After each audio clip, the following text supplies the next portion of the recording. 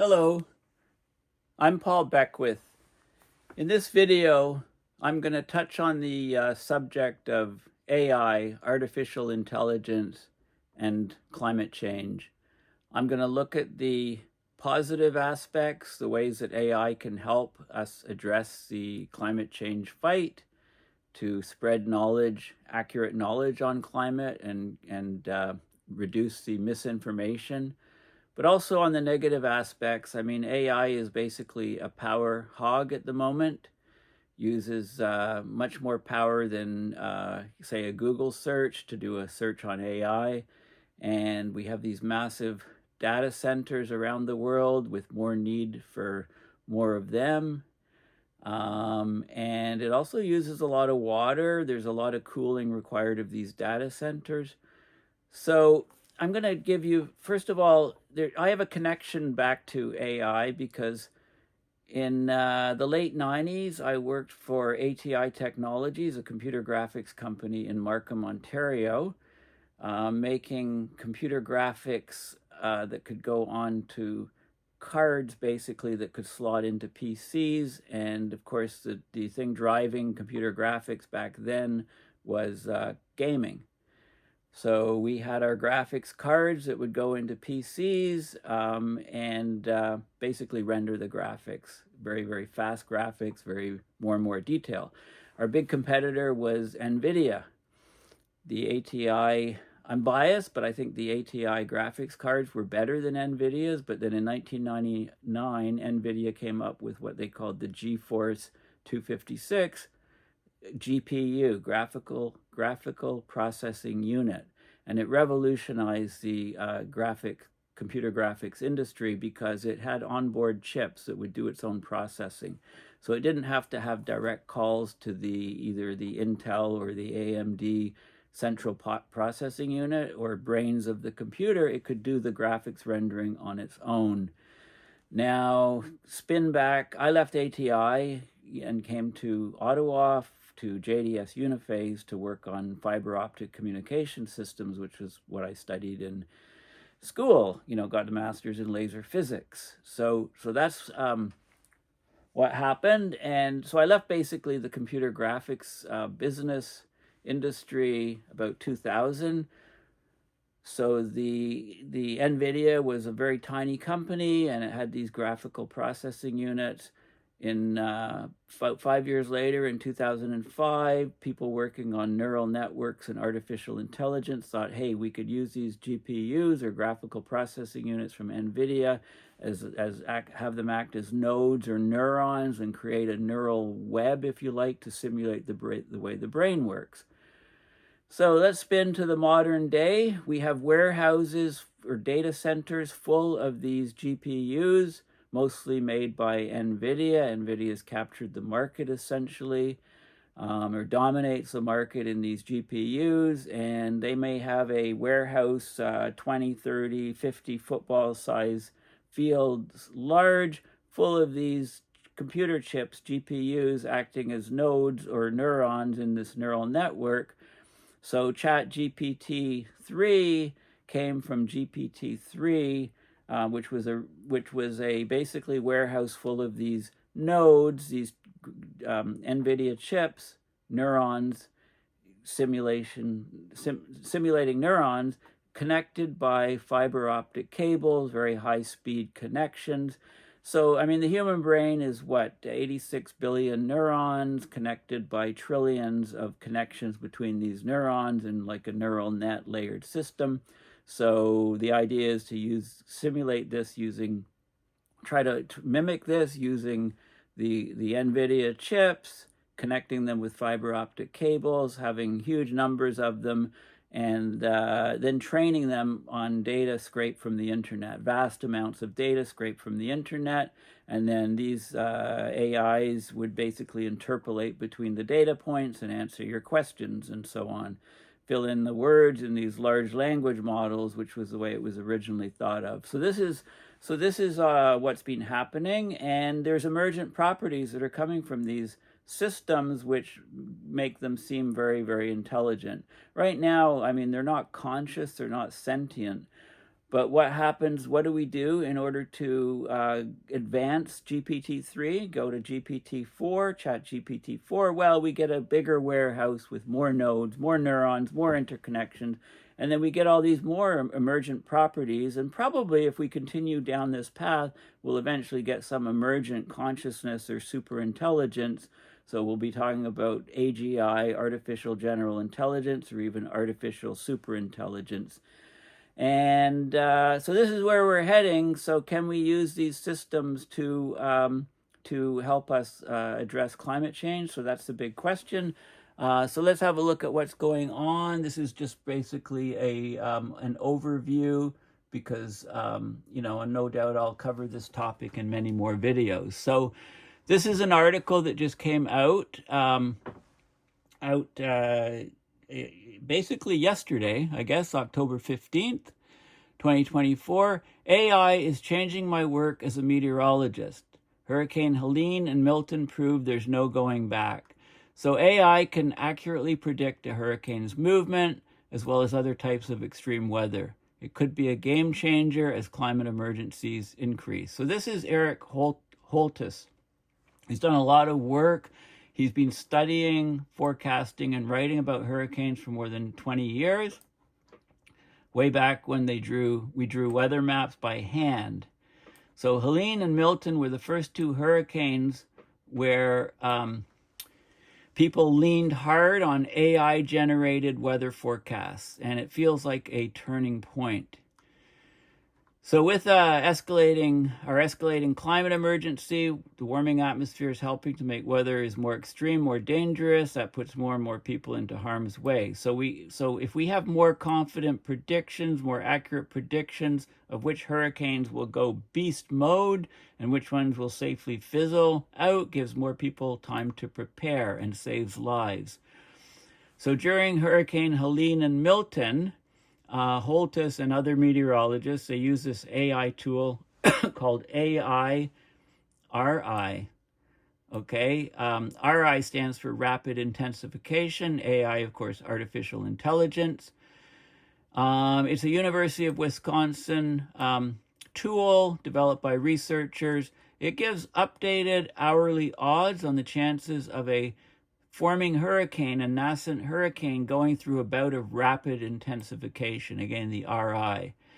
At one point, it was giving a nearly 100% chance that Milton would strengthen from Category 1 to Category 5 within the next 24 hours. And of course, that prediction turned out to be correct. No Atlantic hurricane in our 175 years of record-keeping strengthened faster than Hurricane Milton. So this accurate prediction by the AI would have been unthinkable even 5 years ago using traditional computer weather models. You know, about a century ago, it was impossible to anticipate adverse weather conditions on any time scale. So we've had tremendous progress in predictions. So basically, a 4-day weather forecast today is as accurate now as a 1-day weather forecast was in 1995, so, you know, not so long ago, less than 30 years ago. Okay, so this is a huge improvement in forecasting. AI promises to extend those gains days, weeks, and months into the future and at finer and finer geographic scales, even down to microclimates and neighborhood levels. So more accurate forecasts and more accurate, much finer spatial forecasting.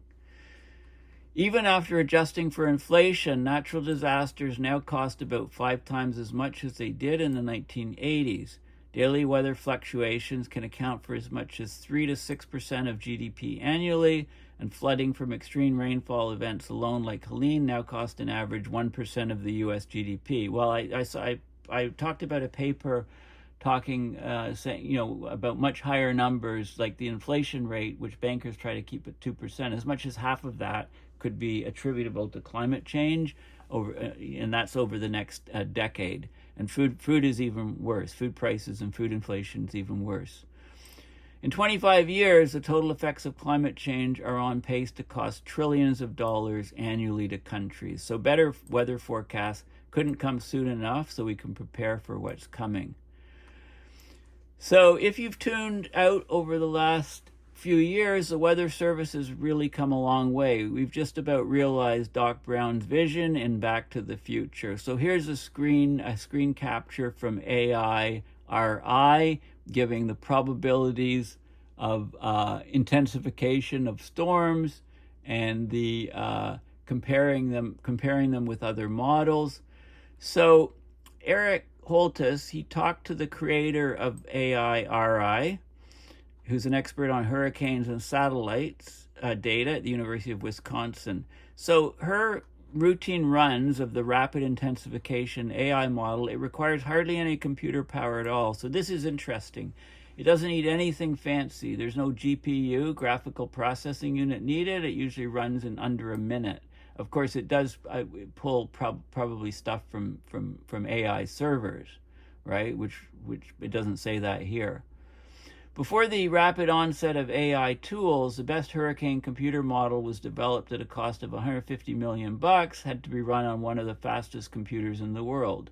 The fact that AI RI could, in theory, be run in a few minutes on a laptop is like magic. So this is interesting. It sounds like it's not pulling on one of the huge data centers. It's just running off a laptop.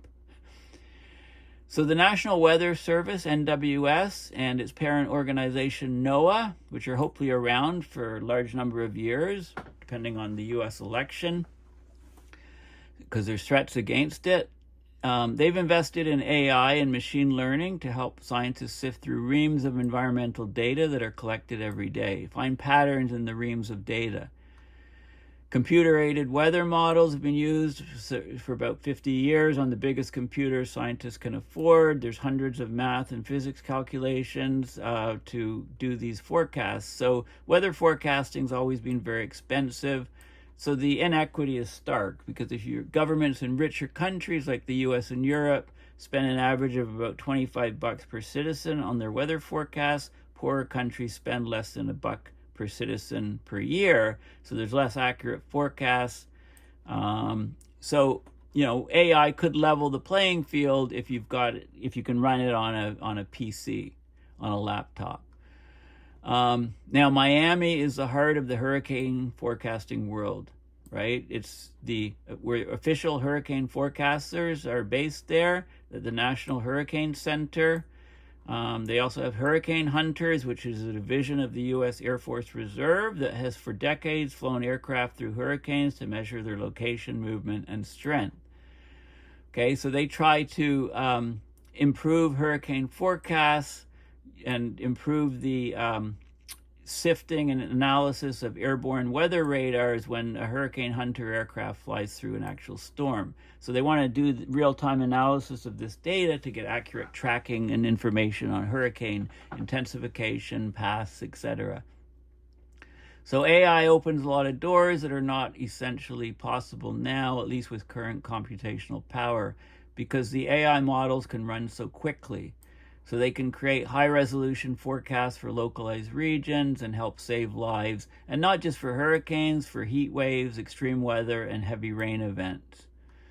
Okay, so there's certain rules of thumb and back-of-the-envelope tricks that meteorologists use based on pattern recognition of weather maps. But it depends on the data you get. So the GIGO applies. GIGO, garbage in, garbage out. Right? That applies also to AIs. This is why some of the AIs are hallucinating, because they scrape data from the internet, vast amounts of data, and they're bound to get junk, and they also can get the biases that are there inherent in the internet, like xenophobia, racism, etc. So they have to be, so the AIs are generated, the hardware is generated, that reams of data goes in, and then they look at it. They have humans look at responses and stuff and try to filter out some of the biases on xenophobia, racism, etc. And then they release it to the public, like ChatGPT 3, then 4, etc. So they want to just improve weather models with AI. All the big AI names are doing it. So Google has GraphCast, NVIDIA has ForecastNet. Startups like Precip.ai and Atmosphere.ai promise their customers hyper-local and hyper-accurate weather analysis. Google's making its latest AI-boosted weather model open source. Okay, so weather forecasting, AI is being used more and more in weather forecasting. There's even AI for language translation of weather forecast into other languages. Okay, so their main goal is to try and help save lives and protect property. Okay, so that's interesting. That's one interesting aspect of AI. And there's lots of other things. So this is a paper that was published in July of this year. It's open source. It's called Neural General Circulation Models for Weather and Climate. So basically, we're using general circulation models, or GCMs. They're the foundation of weather and climate prediction and forecast. The GCMs are physics-based simulators. They combine a numerical solver for large-scale dynamics with tuned representations for small-scale processes like cloud formation. Right? So they parameter things that are happening on too small a scale, grid size, like the models operate on some sort of grid size. And if it's too coarse, you can't get fine structure, so you have to so-called parameterize things like clouds and localize things. So what they're doing now is they're using machine learning models trained on the reanalysis data going back like 40 years or so from the Europeans, the ECMWF, for example, and they're now achieving comparable or better skill than the standard GCMs for deterministic weather forecasting. But they're not, these models haven't demonstrated improvements over the standard GCMs for long-term weather and climate simulations yet, but they're working towards that. So the neural GCM, right, the AI general circulation model, is competitive with machine learning models for 1 to 10-day forecasts with the European Center for Medium Range Weather Forecasts ensemble prediction for 1 to 15-day forecasts, but not for longer term things. So that's, so they have these forcings on the climate, there's noise or stochastic processes, you have all these different inputs of data, you encode all the data, you run it through this core model and you apply the physics to it, you ordinary differential equations, do a lot of number crunching and math, and then you get these outputs for the GCM. So they're working well for short-term weather forecasts, but not so much for climate stuff yet.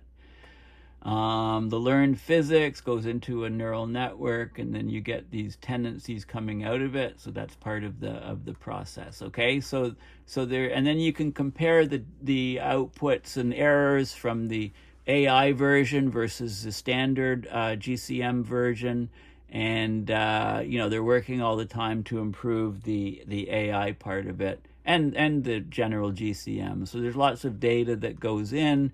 There's loads of climate data that goes in, and they're finding that the AI, is starting to get better and better at predicting things. Like this is temperature trends in Kelvin or degrees Celsius per year, basically, because it's a difference. Right? 1 degree Kelvin change in temperature is 1 degree Celsius change in temperature, right? They're different absolute scales, but you can see how the temperature's changing, the trends at different altitudes through the atmosphere is what this is showing. You can compare the actual data with what the AI model is coming up with, and it's not there yet, but it's getting better and better. Right? And then once you can simulate what's happened in the past, then you can advance. And okay, so there's work in neural and models and AI models with these general circulation models, these GCMs. Here's an interesting use of AI to analyze tweets on social media and to pick out climate change misinformation. Interestingly, John Cook is in here. It's how to talk to your cranky uncle who's a climate denier. Okay, so how is this? So basically, when you see machine learning or neural models or AI, they're all synonymous ways of talking about the same sort of models, the AI models. So misinformation about climate change poses a substantial threat to societal well-being, prompting the urgent need for effective mitigation strategies. Right? The rapid proliferation of online misinformation on social media platforms outpaces the ability of fact checkers to debunk false claims. And if you're talking about Twitter, course, with Musk owning Twitter, basically it's a Wild West. People can post whatever they want. The misinformation is huge on Twitter now. Thank you, Elon, for that. No, thank you. Automated detection of climate change misinformation is one possible solution to this. So they created this augmented computer-assisted recognition of denial and skepticism, or a CARDS model, to categorize climate claims on Twitter. And they looked at 5 million climate-themed tweets over a 6-month period in 2022, and they tried to generate this AI model to pick out the junk, basically. And spikes in climate contrarianism, that's a nice way of saying climate nonsense, garbage, coincide with one of 4 stimuli: political events, natural events, contrarian influencers, and convinced influencers. Okay, so here's some of the claims. Global warming's not happening. That's level 1. Level 2, all these different things associated with that. Human greenhouse gases are not causing global warming, and some of the contrarian junk claims. Climate impacts are not bad. A whole bunch of class 2, level 2 claims. Climate solutions won't work, and climate movement science is unreliable, right? So there's all of these hierarchy of nonsense. This is they call it the CARDS taxonomy of contrarian climate change claims. So that's in peer-reviewed paper speak, but basically deniers and denier nonsense. Okay, so they classified things in these categories, and they tried to, basically it's advancing the model. This is a number of tweets, for example, but in the 6-month period, Biden declared a climate emergency. So basically people said he wanted to control the government and take over and do whatever he wanted as an autocrat, and that's why he declared an emergency. U.S. Senate bill, climate ruling. There's a hurricane, spike in tweets. COP27 occurred. This was, this was in Sharm el-Sheikh, and I went to this one. This is November, December 2022, right? So there's spikes in tweets whenever these things are occurring, and the percentage of misleading tweets picked out by CARDS, augmented CARDS, knew it increases, and they found all of this junk science, CBS, mornings, and different contrarians and influencers. When they talked about sent stuff out, it caused spikes in tweets of nonsense in Twitter. Okay, so the idea is they analyzed the tweets and the data and tried to basically, start developing a model to pick out all of this stuff with an AI. So an interesting application. Now, I went to Google Scholar and I put AI and climate change, and then I refined the search and picked only things since 2024. And I'll show you a couple of the papers that are prominently there. So here's the AI Gambit, leveraging artificial intelligence to combat climate change, opportunities, challenges, and recommendations. So a gambit in chess is you give up a piece and you hope for compensation later, but you don't know. It's unclear. It's like there's a risk involved. So in this article, they look at the role that AI, artificial intelligence, could play and is playing to combat global climate change. So there's 2 crucial opportunities that AI offers. It can help improve and expand current understanding of climate change, and it can contribute directly to combating the climate crisis effectively. But it also raises 2 sets of problems. One is the possible exacerbation of social and ethical challenges already associated with AI, and the other is the contribution to climate change of the greenhouse gases emitted by training data and computation-intensive AI systems. So they looked at the carbon footprint of AI research and the greenhouse gas emissions, and the carbon footprint is significant. So, so you have to trade off the gains versus the upsides versus the downsides. So it's basically a gambit, right? If you make huge breakthroughs eventually of AI, its effectiveness in climate change, then that would be a great thing. But it's a gambit. You have to take some hits first by generating the AIs, which generates more greenhouse gas emissions. Okay, so that's the whole gist of this paper. So it talks about all of those aspects in great detail. And I don't think I'm going to go into all the details, but there's different countries that have funded EU-funded projects using AI to address climate change. This is in different fields, for example, in Europe. And these are the 17 Sustainable Development Goals, and this is how many different AI-based projects there are that are addressing these goals. This paper is a few years old, but I mean it's showing some of the Sustainable Development Goals are being hit. AI is being used quite significantly in some of these to try to achieve these goals, and we're not expected to achieve many of these goals by 2030 realistically. And they talk about different domains of prospective positive climate impacts and forms of AI technology relevant to each. So different, for example, coming up with new batteries for storing electricity, transportation, different routing efficiencies, optimizing buildings, right? There's all these different areas, even using AI to come up with carbon dioxide removal methods, et cetera, social geoengineering, right? There's all of these different domains where we could use like computer vision. They've got different categories, neurolinguistic programming, transfer learning, unsupervised. So they rate all of these different areas in terms of the perspective of AI.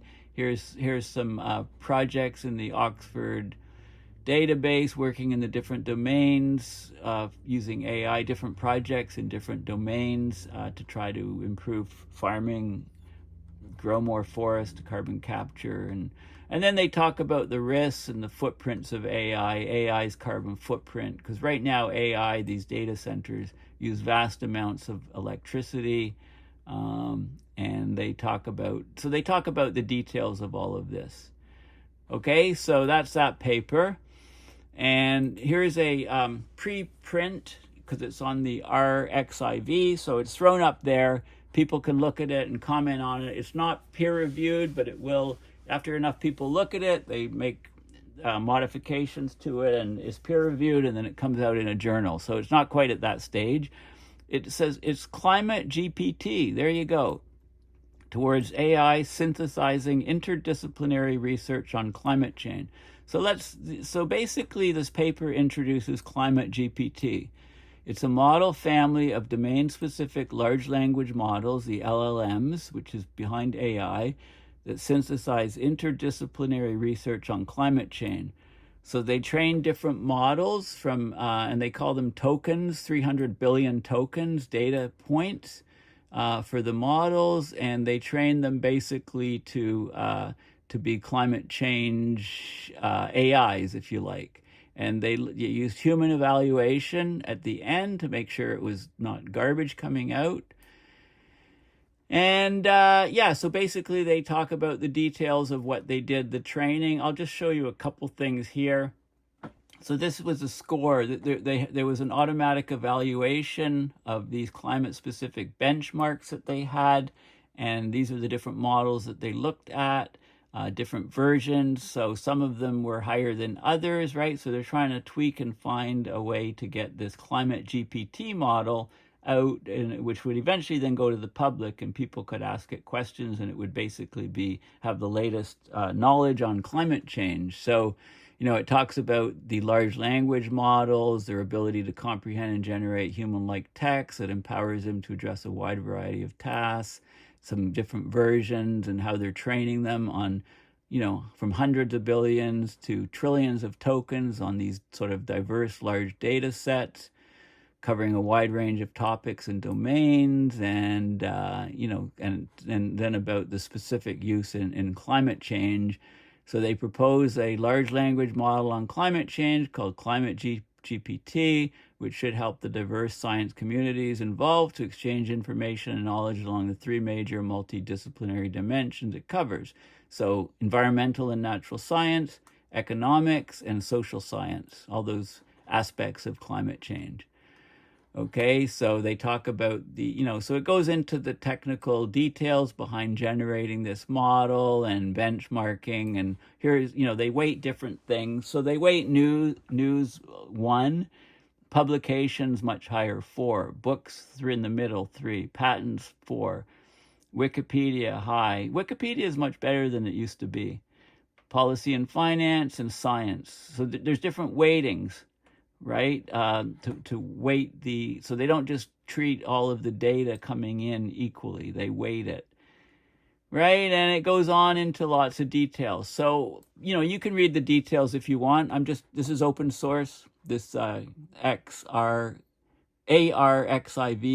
preprint. So the idea of ClimateGPT, right? A climate-centered AI. So people are thinking of this. So what did I do? Well, I went to Perplexity.ai. So just Google Perplexity.ai and let's ask it a question. I just put in AI and climate change in this AI, and it generated different references here, some of which I'll show you.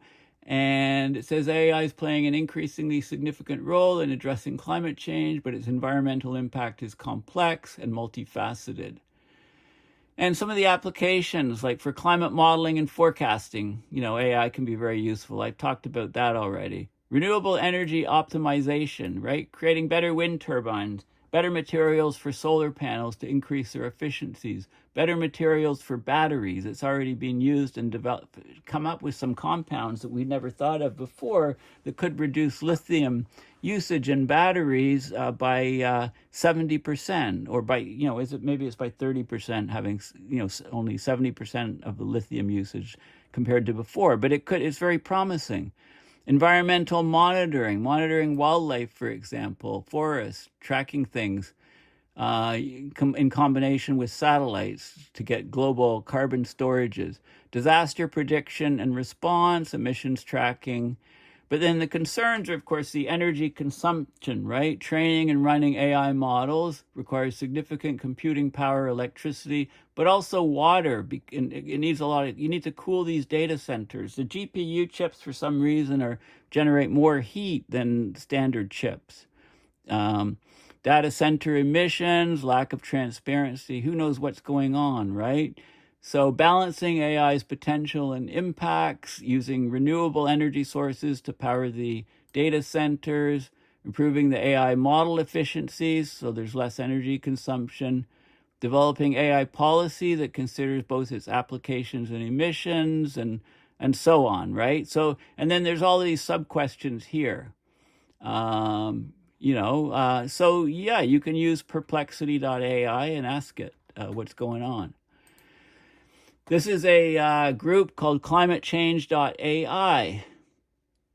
It's a global nonprofit that catalyzes impactful work at the intersection of climate change and machine learning. And they have workshops, and they produce reports and stuff. So, if you want to keep up on climate change and AI, this is probably a good, useful resource to be aware of.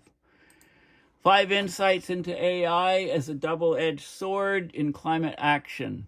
AI can enhance climate action, but it needs ethical regulation and greener tech to prevent the risks and inequalities. So it talks about AI propelling the world towards the Sustainable Development Goals, which are, the targets are for 2030. AI enables sophisticated climate modeling and weather modeling. Talked about that already. The ethical and safe use of AI for climate action requires the regulation and frameworks. It can revolutionize conservation and natural resource management, counting trees, counting wildlife. It can enhance climate change mitigation and resilience. We can use it to look at carbon capture and solar radiation management and stuff, maybe get some new ideas. This is a CBC article about the emission problems of AI, right? So people are well aware of it. So here's a robot in PEI called AgriRobot, controlled by AI. It looks at potatoes and it tries to identify whether potato diseases are coming. So, it can be used very specifically. This is one of the servers data centers, which uses huge amounts of power and generates a lot of heat. So that's an issue that we have to deal with. We can try to predict wildfires before they start, and environmental costs of the power and water, and so on and so forth. So those are mentioned in this article. 9 ways AI is helping to tackle climate change.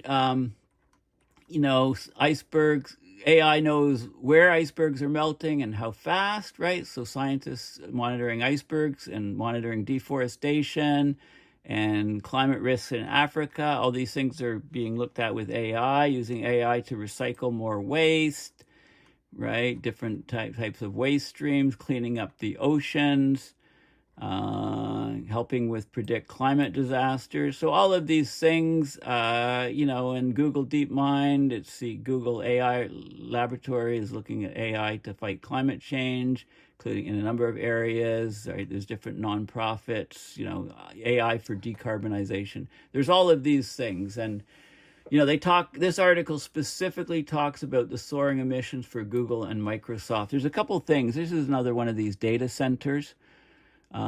This is the Google one. So all of these NVIDIA chips acting as nodes. One query to ChatGPT uses about as much electricity as could light one light bulb for about 20 minutes. So you can imagine millions of people using this every day. Adds up to a huge amount of electricity. Right? So, Google had a new sustainability report, and deep in the report, they said that their greenhouse gas emissions rose last year by 48% since 2019. Right? So, the amount of energy, Northern Virginia has these data centers burgeoning.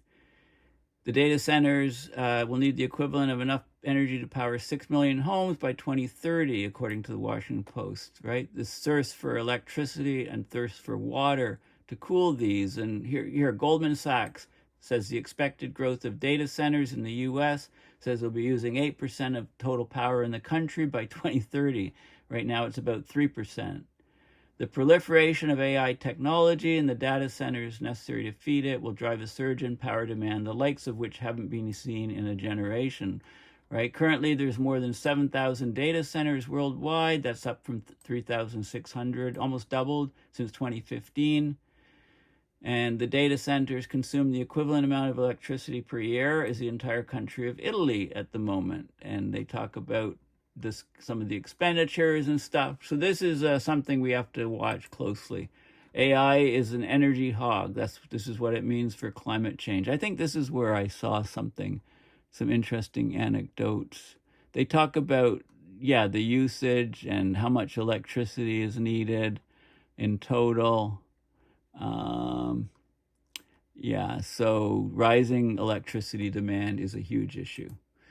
And here we have Climate Trace independent greenhouse gas emissions tracking. And the reason I'm showing you this site is because this site uses AI to operate a lot of its production of data on global emissions of greenhouse gases. So we're there already in this world. The AI is changing so quickly. It's not being, it's going to avoid regulation probably until bad things happen. I'm reading, I think I mentioned to you, I'm reading this book, Mastering AI, Jeremy Can, very interesting. I'm at the last chapter talking about the X risks or existential risks, right? And the blue machine, how the ocean works, also an awesome book, which I'm reading. And I'll do book reviews on those. I still owe you a book review on Greta Thunberg's book. And so I have to scoot off and do a filming of Climate Emergency Forum on the state of the planet in 2024 is the topic for today for Climate Emergency Forum. Okay, well, thank you for listening. Please go to my website, paulbeckwith.net, and donate to PayPal to support my research and videos. Thanks again, and bye for now.